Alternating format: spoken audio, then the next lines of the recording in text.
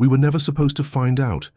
The truth was meant to stay buried, tucked away in secured archives, lost in scientific jargon the public would never understand. But I read the file. I wasn't supposed to. I wasn't even supposed to know it existed. But once I opened it, couldn't unsee it. The sun is dying, not billions of years from now, not in the far future, now. And we've known since 1998. I worked for an agency most people believe is only about satellites and forecasting solar flares.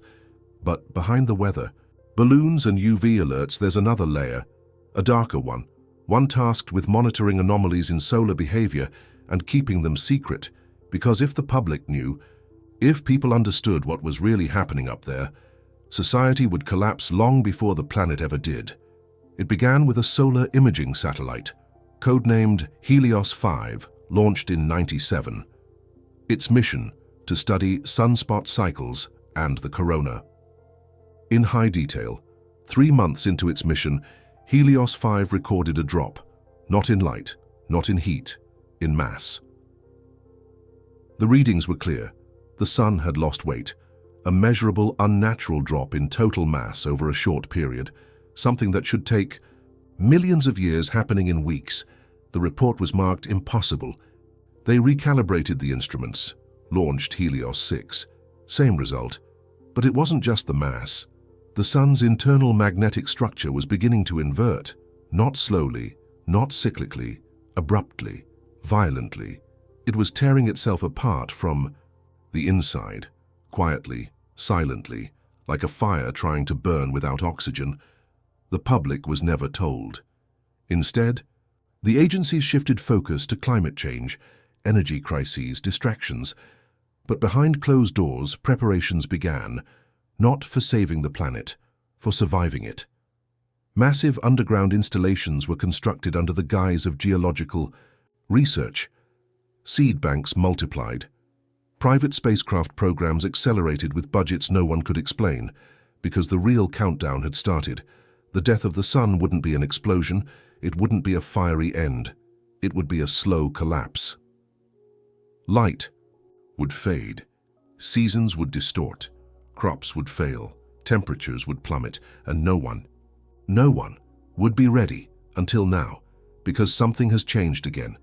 A second pulse was detected last week, not radiation, silence, a drop in neutrino output so deep it defies known physics. The sun isn't just dying anymore, it's shutting down. And if you're listening to this, if this message somehow survives what's coming, know this. They lied to you for decades and now it's too late to stop what's coming. It didn't happen all at once. There was no explosion, no brilliant flash across the sky, no apocalyptic warning. It was slower, crueler, the kind of death you don't see until it's already too late. The first signs were easy to miss, slight dips in global temperatures, sunsets that came a few minutes earlier each evening, sunrises that felt a little weaker. The world didn't panic, not yet. Scientists blamed temporary atmospheric anomalies, volcanic dust, minor changes in Earth's tilt. Excuses, anything to avoid facing the real monster crouching in the heart of our solar system. I remember the exact moment I knew it was over. I stood outside one morning, staring up at the sky, and realized it wasn't blue anymore, not the deep, vibrant blue of my childhood. It was pale, washed out, thin, as if the very air was forgetting how to scatter light. Crops began to fail first. Fields of wheat, once golden and alive, withered under a sun that no longer burned hot enough to drive their growth. The agricultural collapse spread like wildfire. Countries that once exported food now fought to feed their own citizens. Governments rationed supplies. Markets crashed. Panic gnawed at the edges of every city. Still they lied. Still they clung to the old narratives. Temporary cooling, unusual but manageable. But people aren't stupid. Not really. Not when survival is at stake. We felt the difference in our bones. The nights grew longer, not just darker, but colder in ways that went beyond temperature. It felt like the earth itself was shrinking away, curling up like a dying animal trying to conserve its last scraps of warmth. Animals sensed it too. Bird migrations collapsed. Whales beached themselves en masse. Whole ecosystems stumbled and fell like dominoes, with no strength left to resist. Then came the blackouts. Solar power, once the world's shining hope, began to fail. The panels simply couldn't draw enough energy anymore. Cities flickered into darkness. Hospitals ran on backup. Generators until the fuel ran out. Water systems failed. Electric grids shattered under the weight of a dying star. The wealthy tried to flee underground into their fortified bunkers. The governments tried to impose martial law, but no amount of weapons, no amount of bunkers, no amount of screaming could restart the heart of a star. We had already passed the point of no return. The sun's core, the ancient engine that had burned bright for 5 billion years, was faltering. Fusion. Reactions slowing, collapsing, not violently. Like a supernova, silently, gracefully, tragically. Like a candle starved of air. The Earth's orbit began to change next, subtle at first, a slight drifting away, as the gravitational balance between Earth and Sun shifted, destabilized. Seasons. Blurred together. Summer never came. Spring became a memory. Snow fell in deserts. Frost bloomed across rainforests. The Earth, once teeming with colors and life, faded into a world of endless gray. And through it all the leaders lied, telling people to stay calm, telling them everything was under control. While behind closed doors, they boarded their escape ships, crude, desperate attempts to flee a system unraveling. They weren't going to save us. They were going to abandon us, and for the first time humanity stood naked before the truth. Our lives, our histories, our dreams, all tied to a single flicker of flame in an ocean of black, and that flame was dying, fading, taking us with it. And there was nothing left to do but wait, and watch as the last days of light slipped through our fingers. It's strange what you miss when the world ends. It's not the big things, the skyscrapers, the cities, the planes in the sky. It's the small things, the sound of birds at dawn, the warmth of the sun on your skin, the way leaves used to glow golden when sunlight passed through them. All gone, all replaced by a silence so complete it feels like the Earth itself is holding its breath. When the sun finally dimmed past the threshold, it wasn't like flipping a switch. It was slower, more agonizing. Every day a little less light, every day a little more cold, until one morning, or what should have been morning, the sky never brightened at all. It just stayed black, a blackness so complete that even the stars seemed muted. Like candles struggling against an ocean of ink, people tried to adapt at first. Artificial lights burned around the clock. Generators roared in the cities. Fires raged across the countryside. Desperate attempts to warm a world that was no longer meant to be warm. But it wasn't enough. Could never be enough. The crops were gone. The animals were gone. The oceans froze at the edges, ice creeping further and further inward with each passing week. Entire coastlines disappeared under sheets of permafrost. The equator became the only habitable zone, and even there temperatures plunged below freezing. Winds howling with a bitterness that cut through steel and bone. Communities collapsed into isolation. Old national borders meant nothing now.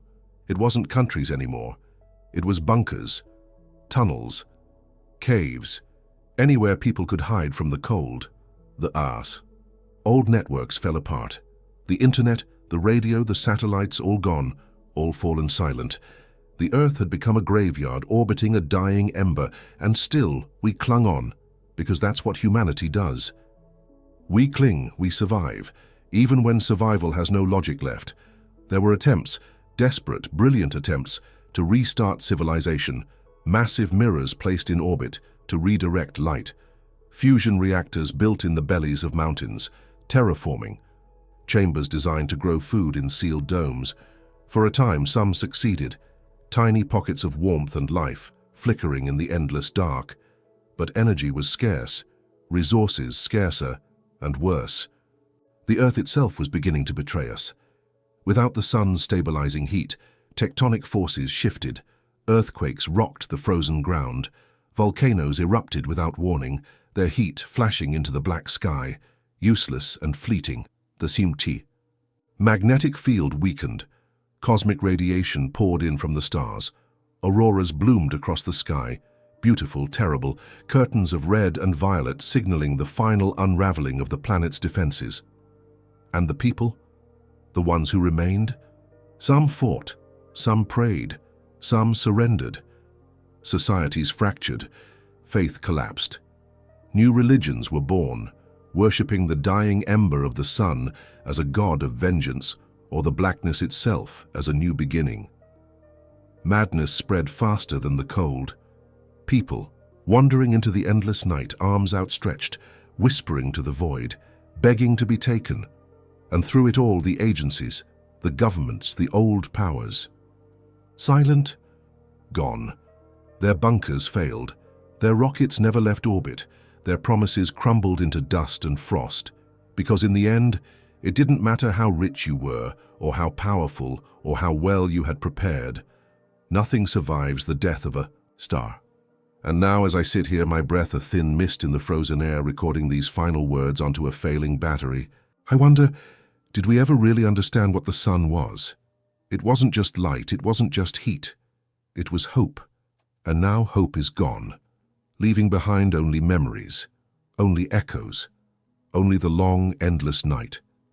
And somewhere, far away, spinning through, the ruins of what once was our Earth drifts in silence, waiting, frozen, forgotten. I don't know how much longer I have. The cold seeps into everything now, into my skin, into my bones, into my thoughts. It's not just the absence of warmth, it's the absence of movement, of possibility, of future. Outside the bunker's thin walls, the world has fallen completely silent. No winds, no birds, no whispers of living things, just the endless creaking of a planet being crushed under the slow weight of eternal winter. I tried to hold on to the memories, tried to picture the sunrises I once knew, those blazing golden mornings where the world felt infinite. But the images are slipping away, like photographs left too long in the rain. Faces I loved, blurred, places I called home, faded. Dreams I once had, brittle and cracked, ready to shatter with the slightest touch. The world outside is unrecognizable. Where there were once forests, there are now plains of ice, jagged and broken. The oceans are locked beneath kilometers of frozen darkness. The cities, those great monuments to human ambition and pride, buried under avalanches of snow and dust, forgotten. Nothing moves anymore. Not the air, not the rivers, not the stars. Even time feels frozen, dragging itself forward, slower and slower, as if reluctant to continue the story we began. And I understand. Now, this was never just the death of a planet. It was the death of meaning. The sun was not just a ball of plasma burning in the void. It was the heartbeat of life. The silent, unseen engine that made dreams possible. Without it, life doesn't simply wither. It forgets itself. The earth has become a tomb adrift in an endless night, a shipwreck in a black ocean without shores. And soon, very soon, even the memory of what we were will be gone, frozen solid, buried forever. Maybe one day, a passing civilization will find this world. Maybe they'll dig through the ice and find our ruins, our records, our stories. Maybe they'll wonder who we were, what we dreamed, how we lived. And maybe they'll feel a flicker of sadness, or maybe they'll feel nothing at all because the universe doesn't grieve. It doesn't remember, it simply moves on. I can feel my body slowing down now. The final shutdown. Thoughts growing sluggish, fingers numb, heartbeat distant. I wonder, in these last moments, if the sun ever knew we were here, if it ever noticed the tiny creatures clinging to a speck of rock in its orbit, celebrating its light, fearing its storms, basing their entire existence on its silent warmth. I like to think it did. I like to think. In its final breaths, the sun sent out one last pulse of light, one last defiant blaze, a silent farewell, a way of saying, I remember you too. The light may be gone, the warmth may be lost, but somewhere, somehow, a record remains, a memory, a whisper, a spark, that once, in the endless dark, there was a world of colors, of music, of love, of laughter, of life. And even though we could not outrun the cold, even though the night claimed us, we lived, we mattered, and for one beautiful, impossible moment, we shined.